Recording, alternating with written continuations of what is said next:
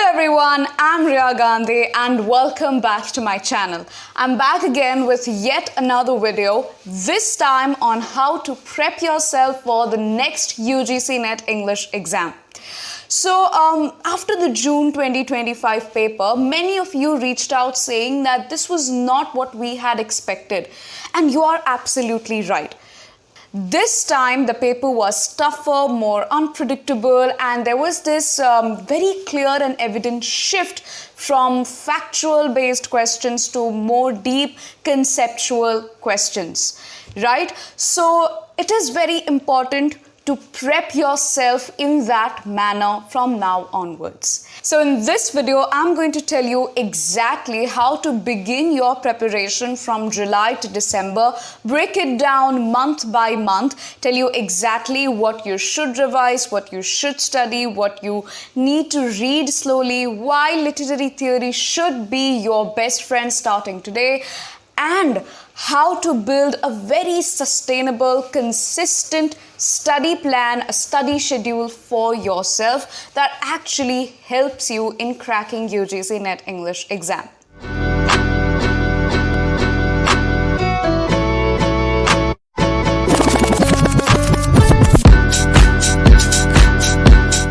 So the very first thing that I would advise you to do right now is start with the literary theories. Right? Now, I know a lot of people begin with British literature and various other kinds of literature, and then they move on to the literary theories. But understand that if literary theories and criticism are your weak point, then you need to start right now. Right? Considering that how the paper was of June 2025 with its conceptual and more critical based questions, it is very important for you to have a foundational understanding of these critical theories. Right? Because also understand that as a literature student, you need to have that foundational understanding, because these theories are basically critical lenses through which you are going to analyze different texts, right?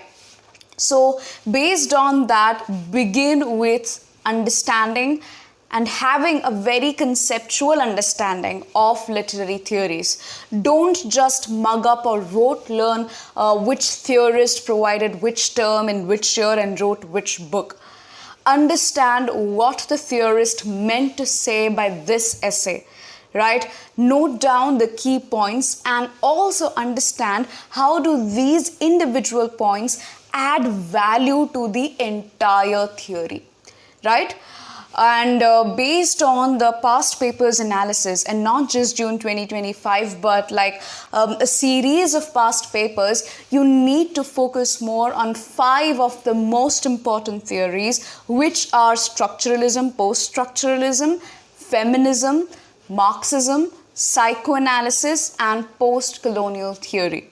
Associated with these theories, you have terms like ideology, hegemony, bricolage, panopticism, hybridity, which are frequently asked in UGC NET English exam. So please have that foundational understanding from now onwards. So what you can do right now is maybe take an authentic reference material for literary theories, right? Make notes, read it slowly, read it at your own pace, but do make notes. Revise it, relearn it, go through your own notes frequently so that you are able to acquire the main concepts, you are able to retain those main concepts. So starting the counting from today to December 2025, you have approximately 5 months with you, right? So make sure that you dedicate at least 1 month to literary theories, right? To literary theories and criticism. Right? At least dedicate that 1 month with consistent studying each day, right? So maybe giving 3 to 4 hours a day to literary theories and criticism, right? Will definitely help you in gaining that knowledge, right? In gaining that foundational understanding. So if the first month is, let's say, is reserved for literary theories, what are you going to do in the second month? That's when you will start with British literature, right? So once you have built your theoretical foundation, let's move on into British literature, right? Which is again a very, very important part of paper 2. Let's not forget that. For British literature, again, the structure and the study schedule is pretty simple. You do have to understand each and every author and their works definitely in a chronological order based on the periods that they belonged to. So starting with Old English and the Middle English, followed by the Renaissance, the Elizabethan, followed by the Neoclassical, the Restoration, the Augustan Age, the Romantic period, the Victorian period, Modernist period, Postmodernist period, stuff like that. Right, so I think that's a given. But also understand that when it comes to UGC NET English, the catch lies in also learning about the poets, the writers who were sort of in this middle space between two periods. For example, the Georgian school of poetry. Remember, the Georgian school of poetry is a school of poetry that sort of emerged between the Victorian age and the modern age. And that school of poetry was also asked in June 2025 paper, right? So something along the lines of something similar to that, you have the graveyard school of poetry, you have the decadent movement, right? So all of these little groups or schools of poetry, they are sort of in the middle of major and mainstream movements or mainstream periods. So it's very important to know those small groups of writers as well, right? Definitely, you can expect more chronology-based questions in December 2025 paper as well. So it's very important to go with that in that particular manner only. So the second month, right, is definitely reserved for British literature, wherein for each week, based on your pace, based on how you go about it, you have to decide how much time you should give to each and every period. Now, again, that also varies. Why? Based on the content. Because when you talk about the number of authors present in Old English and Middle English, they are going to be significantly lesser than the amount of writers that are going to be there in the Romantic period, right? So you can easily cover, even in a day or two, the Old English and the Middle English period, right? So the rest of the week you can focus on the Renaissance and give more time to Elizabethan literature, more time to Jacobean literature. So this is how you plan out your study schedule based on your pace, based on the content given.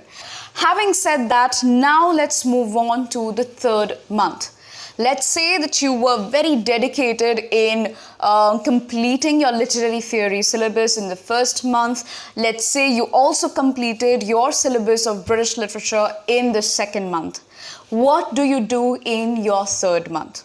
Also understand that when you have already completed literary theories and British literature, which is like a major portion of paper 2 in UGC NET exam, you are bound to feel a little relieved, right? Because you have already covered the major portion. But there's still some parts which are very important for you to understand, like the different kinds of literature, starting with Indian English literature, African literature, American literature, world literature, right? When we are talking about Indian English literature, I would definitely advise you to start your third month with Indian English literature, right? You can easily find authentic reference materials like M.K. Naik's History of Indian English Literature, which is very, very comprehensive in outlining some of the most important writers, poets, period-wise and their works.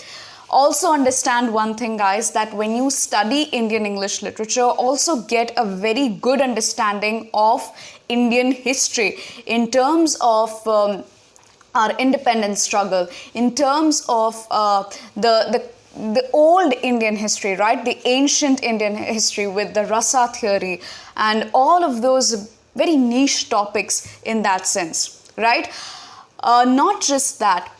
Once you are done with that, then you look at American literature, African literature, world literature. And I know that the list is endless, basically, right? There are so many authors in African literature, so much to remember in African history, so much to learn from American history, so many authors, even period-wise in American literature. How are we supposed to remember all of that? So understand that going with this approach that you have to remember everything is definitely not going to help you, because your mind can retain only a certain extent of information. So how do you deal with this? Basically, look at the syllabi of the central universities. Find out if there are more repeated authors' works which are frequently asked. Right, certain canonical works like Pride and Prejudice, Joseph Conrad's Heart of Darkness, D.H. Lawrence's works, James Joyce's works are frequently asked in UGC NET English exam because these are canonical. At the same time, they are also present in the syllabi of a lot of universities, central universities, right? So find that pattern out. Now, despite preparing so much, despite giving hours and hours of their time, despite making extensive notes, a lot of students face with this one problem, and that is that we are not able to prepare enough for world literature. But there is a way that you can deal with world literature and prepare it sufficiently. How? This is something that I have told in my previous videos as well. What you can do is you can basically make a list of the Nobel Prize winning authors. Now I know that list is also too long, but again, refer to the syllabi of the central universities. Find out some of the major, most important, frequently asked authors, writers, the Nobel Prize winning authors, especially from world literature. Make a list of all those writers and just get an overview of their writing style, about their nationality, their contribution to their literature, at the same time the list of their works. Right, because I remember this time a question related to Patrick White was asked. Previously, questions related to Gabriel Garcia Marquez were asked. Questions related to Kazuo Ishiguro, Margaret Atwood are frequently asked in UGC NET English exam. So if you just want to start about and how to go about preparing for world literature, you can check out my playlist on world literature, in which I've covered these frequently asked authors from world literature, which are often asked in UGC NET English exam. So this will provide you like a kickstart, right? And then we can go ahead with preparing this entire list of the most important world literature authors and writers, right? And yes, don't stress yourself out by with this idea that you need to remember each and everything when it comes to world literature, each and every author when it comes to world literature. No, it's not like that. If you try to memorize everything, you will end up retaining nothing, right? So if you start now, you have that added advantage with yourself that you can go at your pace, right? You can go slow, right? Always remember that slow and steady wins the race. So start now. Don't wait for next month or the last 3 months or anything like that. Start right now. Even though you may have been the student of literature for your bachelor's or your master's, right? Still, start now. Fine. So with this, we have this idea that in the first month we are going to complete with literary theories. In the second month we are going to complete with British literatures, and in that 1.5 months, right, we are going to complete with different kinds of literatures, starting with Indian English literature, American literature, African literature, and then the world literature. Having said that, the remaining time that you have with you, somewhere around 1 or 1.5 months, you're going to solely dedicate it to paper 1. Right? The time that you have with yourself, you're going to dedicate it to paper 1, because understand that paper 1 again holds a very, very important part for your score, for your overall UGC NET score.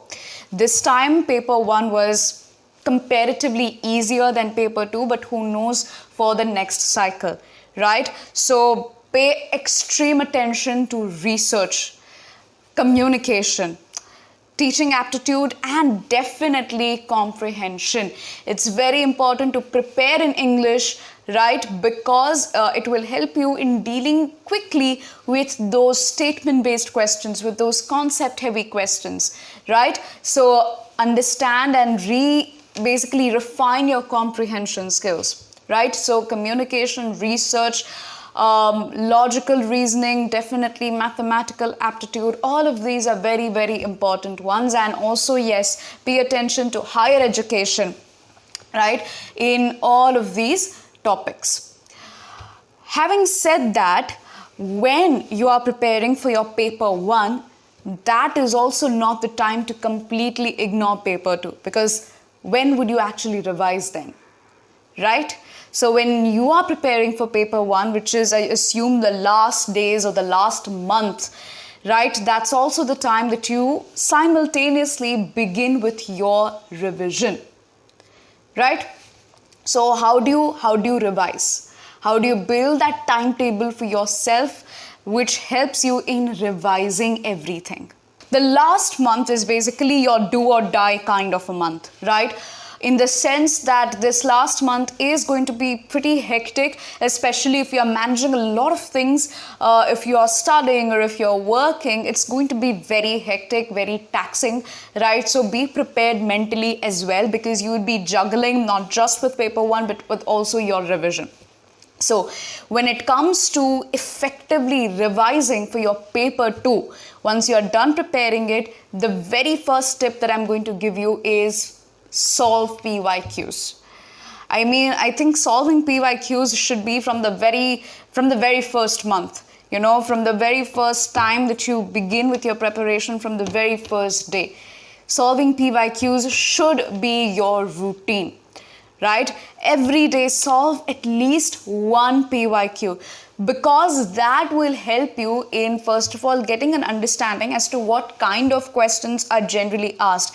You will find a pattern in the kind of authors and the kind of works that are repeatedly asked, right? So it's very important for you to solve PYQs and time yourself while you do that, because understand that a lot of students in June 2025 paper face time management issues.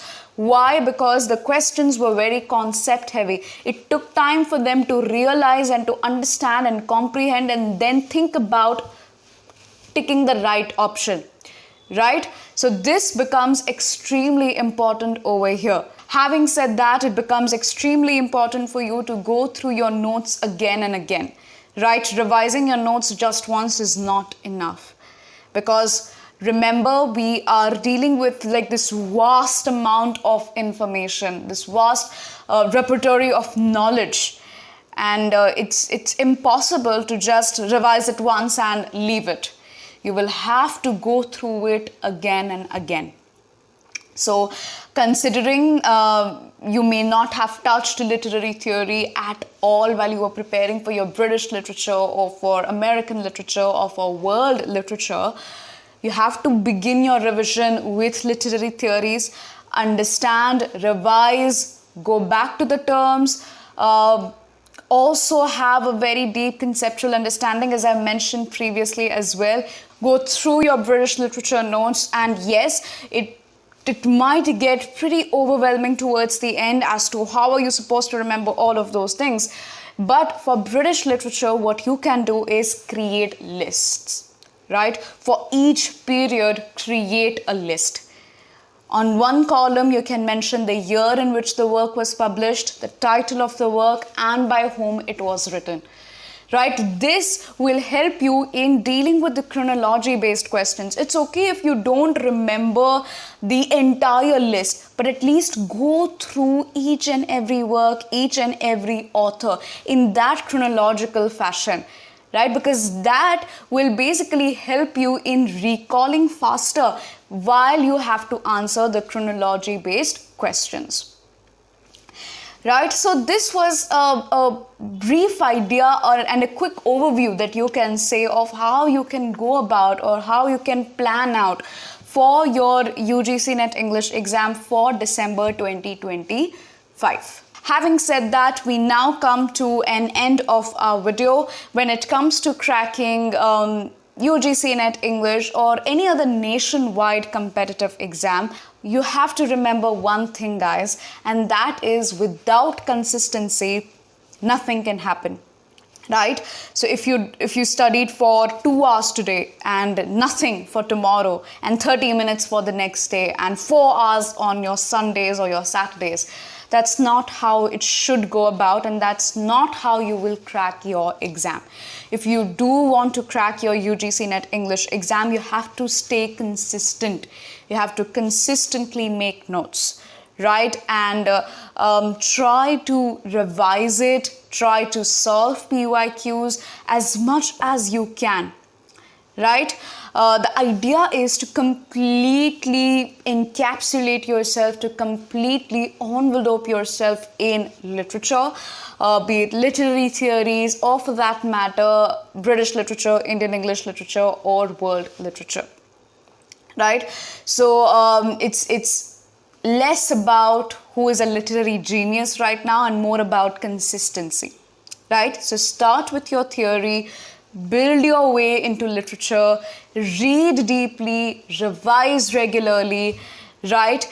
And also understand that I'll be here every week to help you through it. One concept, one topic, one video at a time. Right? So drop a comment below and let me know what you are starting with. And yes, don't forget to like, share and subscribe to my channel. Thank you so much for watching till the end, guys. I'll see you in the next one.